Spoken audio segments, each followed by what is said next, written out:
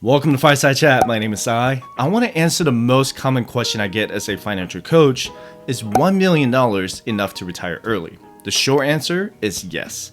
The long answer is it depends. So in this video, I'm going to break down the retirement bucket strategy and how to determine if $1 million is enough to retire early.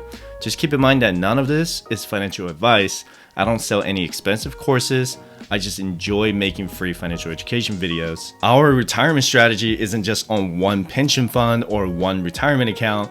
We're not relying on just the stock market or real estate properties. So we're in the process of creating a redundancy in our retirement strategy that will allow us to generate passive income streams whenever there's an economic recession, a stock market crash, a housing market crash, or geopolitical tensions. We're always living in the uncertainty, and I can't tell you what will happen to us, what would happen to humanity 20, 30, or 50 years from now. All we can do is to plan for the worst case scenario as much as possible. So before I answer the question if $1 million is enough for retirement, I want to show you our retirement structure or the retirement bucket strategy. The first bucket of our retirement is being ready for emergencies. And within the first bucket is our healthcare. And because healthcare in the US can be extremely expensive, and we've been learning our lessons for the past year, our goal is to use cash to pay for deductibles and copays while we invest our money into the health savings account or HSA. You can check out that video in the description below. The HSA will eventually become our main source of income for any medical and dental expenses during our retirement. The second bucket within the first bucket is to have at least 24 months of expenses saved in our emergency fund in cash. You're probably wondering why 24 months. So according to Forbes, the average bear market happens once every 5.4 years. So we can expect to live through 14 bear markets in our lifetime. So since World War II, it takes the stock market about 2 years on average to recover from the bear market. If we're retired this year while the market is down over 10% year to date, we will use this bucket to pay for our expenses instead of selling our mutual funds. And the second bucket is the stock market. And the first bucket within this bucket is to own our taxable retirement accounts. And we'll have our 2 taxable brokerage accounts, traditional IRA, and any other tax deferred retirement accounts. And our strategy is to withdraw from these accounts first before we touch any of the Roth accounts. And we want our Roth accounts to grow tax-free as long as possible. My wife and I each have a Roth IRA and I have a Roth TSP. These accounts will continue to grow tax-free and then allow us to withdraw from them completely tax-free at age 59.5. The third bucket is the real estate, and we plan to have several rental properties that will generate enough cash flow to replace the second bucket if necessary. And this bucket is equally important to the second bucket because if there's a stock market crash, we will still have income coming in from the rental properties. And we want to invest primarily in the residential properties. And then if we generate more cash flow, then we will eventually look into commercial properties as well. The fourth bucket is our pension funds. And as of right now, I plan to have my retirement income from the legacy retirement system when I was active duty military and federal employee retirement system. My wife, on the other hand, will have her state pension income or PERS. If Social Security is still around by the time we turn 62, then that's another income source we'll have in retirement. By the way, you can get our free fire resources by visiting firesidechat.com/contact. You can also check out the Fireside Chat shop, and I have all of my stuff on my bookshelf at firesidechat.com/shopping. So the first question I would ask is how much our annual expenses will be during our retirement. To give you a general idea, retirees over the age of 65 spend about $48,000 per year on average. And if you multiply that by 25, your FIRE number should be $1.2 million in your nest egg. And that's not counting any other pension or passive income streams you may receive. The second question is how much money you'll receive in pension, like Social Security, military pension, state pension, or federal employee pension. For example, if you make $20,000 a year in Social Security and your FIRE number or the retirement number is $48,000 a year, or at $1.2 million with 4% withdrawal rate, then you can subtract $20,000 a year you make from Social Security from $48,000. Then your retirement number will be reduced to $700,000. So in this instance, $1 million is plenty for retirement. The third question is where you're going to retire. And if you haven't checked out my videos about where to retire inside and outside the US, I will leave those video links in the description below.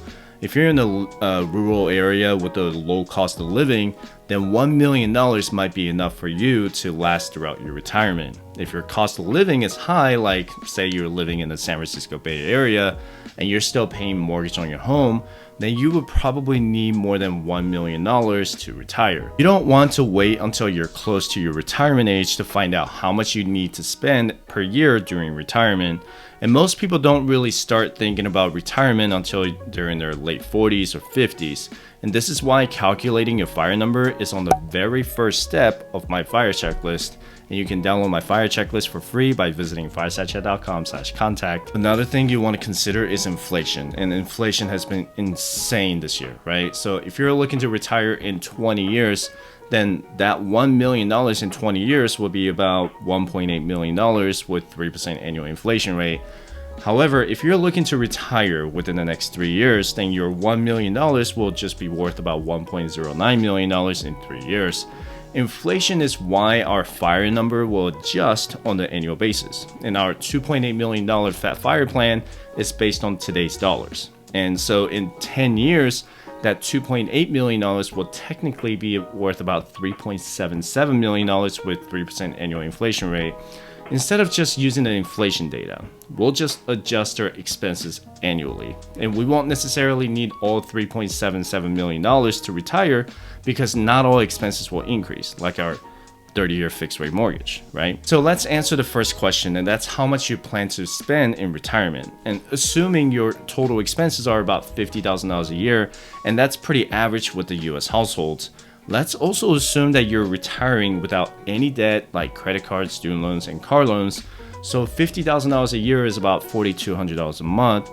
If you don't have any other income sources, you want to have about $1.25 million invested to maintain that 4% withdrawal rate. So if you multiply $1.25 million by 4%, that's $50,000 a year. The downside of just having only one source of retirement income, and let's just say it's your 401k, is the volatility in the stock market.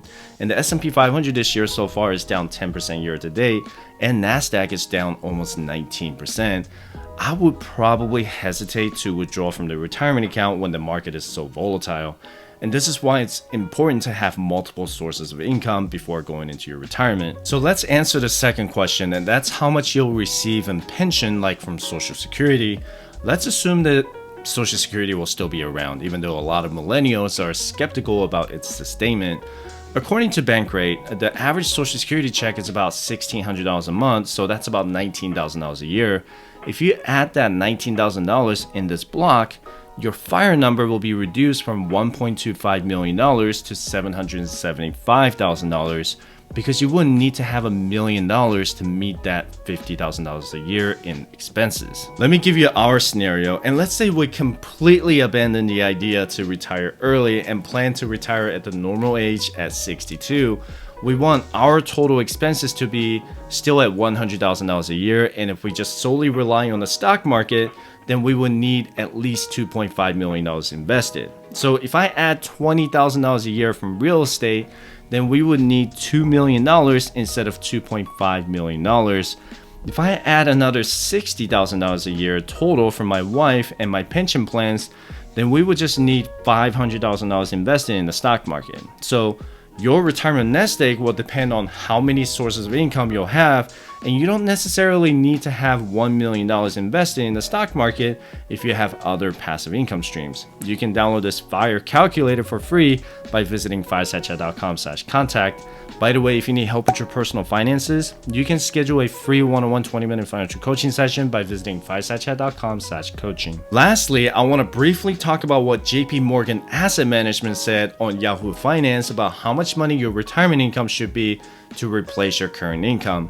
I thought this was a very interesting article, so I will put their link in the description below. Their financial advisors are recommending that you replace anywhere between 70 to 90% of your pre-retirement income when you stop working. So for example, if your pre-retirement income was $300,000 a year, then you would need 72% of this money, or $216,000 a year from Social Security, employer-sponsored retirement accounts like the 401k, IRAs, and other income sources. However, a family with only $50,000 a year in pre-retirement income would need at least 94%, which is $47,000 a year to retire. And according to JP Morgan Chase, those who make under $80,000 a year in pre-retirement income will need to plan to replace more than 90% of their earnings with Social Security benefits, 401ks, or other employer-sponsored retirement accounts, or other private sources. If your pre-retirement income is between $80,000 and $150,000, then you should aim to replace 80 to 89% of your pre-retirement income. And if you make $150,000 to $300,000 a year, then the retirement rate drops into 70 to 79%. So this article is basically saying that the more you earn, the lower the income replacement target. The lower you earn in pre-retirement, the higher the replacement target will be. Feel free to use my FIRE calculator to figure out if you're on track for early retirement or normal retirement. Not only my wife and I will continue to increase our savings rate, but we'll also diversify our income sources by investing in the stock market, real estate, and contributing to our pension funds. Just keep in mind that our retirement strategy is not a one-size-fits-all strategy for everyone else.